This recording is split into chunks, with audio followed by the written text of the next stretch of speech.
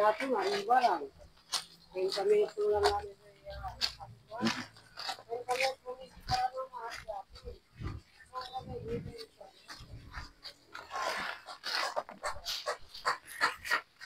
morning mga kapets. Ayun nga, nandito na naman tayo sa dagat. So, nagpulot muna tayo ng mga basura na, ayun, sumasama sa dagat mga kapets. Para naman hindi natin mapunta sa dagat mga kapets. Doon sa dulo, nakahanap pala tayo ng plastic mga kapets. Tapos, itong Monday ngayon mga kapets may schedule. So, ilabas na naman natin yung ating mga basura mga kapets. No? Meron naman tayong 4 na sako dun sa tinabi natin nung last time na makakuha tayo ng basura mga kapeds. Ayan.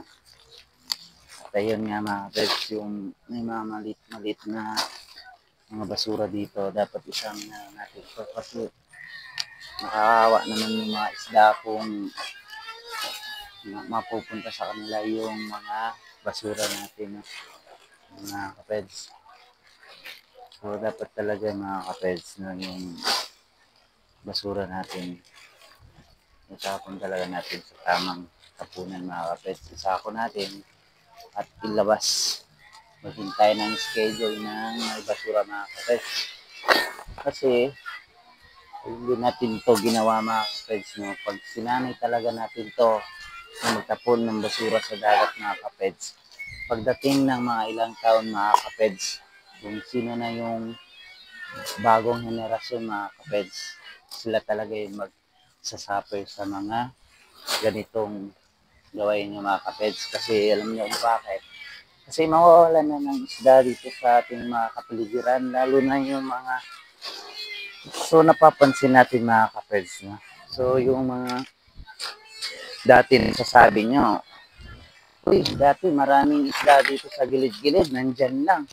Eh bakit napapansin ngayon yung mga kabataan yun, bakit walang isda? So napapansin nila yung tatay nila, eh bakit nangingisda na malayo para makahuli ng malalaking isda? Kasi mga kapeds, dati daw sabi ni Lola, yung isda daw mga kapeds nasa tabi-tabi lang mga kapeds. Kung gusto mo ng pang-ulam mga kapeds, manimit ka lang dito sa gilid-gilid mga kapeds, makakahuli ka na ng isda. Eh ngayon, kahit dito sa gilid-gilid, diba, ni maliit na isda, hindi ka makakahuli mga kapeds. Kasi wala nang dagat.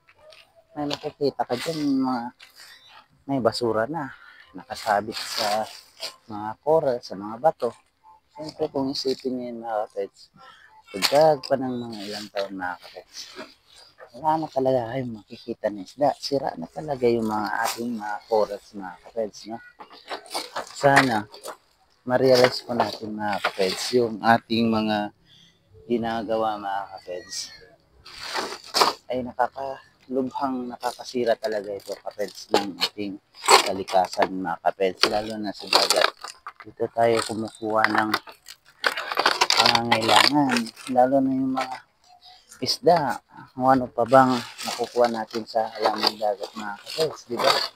Naisip mo ba yung mga kapeds kung laging kayo ganyan, palagi tayong ganyan mga tao, wala talaga, kawawa talaga yung mga sunod na henerasyon kasi hindi na nila makikita or maranasan yung mga ganda ng karagatan. Lalo na dati, yung naisip nyo na dati, nandiyan lang mga mga halamang dagat, nakikita nyo lang sa gilid-gilid lang ng karagatan, di ba? So yun nga, sana mga kapets, habang sana habang kakita niya sa mga kapeds, nakakabigay ako ng inspirasyon. Sana kahit hindi na kayo magtapon ng basura sa dagat o sa ilog, para yung mga kabataan makikita nila na hindi kayo ganoon magtatapon ng basura sa dagat o sa ilog mga kapeds. Kasi napapansin ko ngayon mga kapeds, no? Napapansin ko talaga ngayon mga kapeds yung ating basurahan mga kapeds. Ay mas marami nang nakikita sa tabing ilog mga kapeds. No? So, yun. Sa mga ganitong basura mga kapeds, kahit konti lang yan, ipon-ipon yan mga kapeds. Sobrang dami na yung basura mga kapeds. So, yun mga kapeds, no? Sana realize po natin, hindi lang sa dito, sa ibang lugar. Sa buong mundo, sana responsibilidad nyo na yung basura itapon sa tamang basurahan mga kapeds. No? So, yun mga kapeds. Pulos na tayo kasi yung basura, yung basura. Hindi na maubos-ubos yung basura mga kapets. Kasi ilang araw na naman ito mga kapets. Eh, basura na naman sa dagat ng tatapon. So, sana i-spread natin itong video para makakita. Baka na ma-realize nila yung mga basura. Tingnan nyo mga kapets. So dito pa lang to sa ating likod ng bahay mga kapets. So yun. Kung isipin nyo yan, araw-araw, a weeks, may nagtatapon yan ng basura. Ganyang karami mga kapets. So, kung bilangin nyo lang mga kapets, ito niladang mga basura na pupunta sa dagat. Ayun nga mga kapets, no? Mas mabuti pa talaga mga kapets, no? Huwag na po tayo magtapon ng basura sa dagat mga kapets.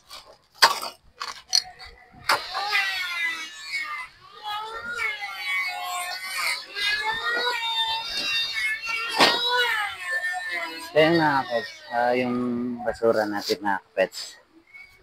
Ayan. Medyo kahit paano bawas-bawas na yung basura natin. So ayan, tanong tayo. To, mag-isda ka to? Ha? Mag-isda ka? Ha? Ayan no. Mag-isda kayo, malalim pa to? O mababa lang? Sa malalim pa. So ayan no. Kaya to. So ayan, nangingisda pa si Toto, taga dito lang to mga kapets do. Taga dito lang. So nangingisda pa siya, malayo pa daw.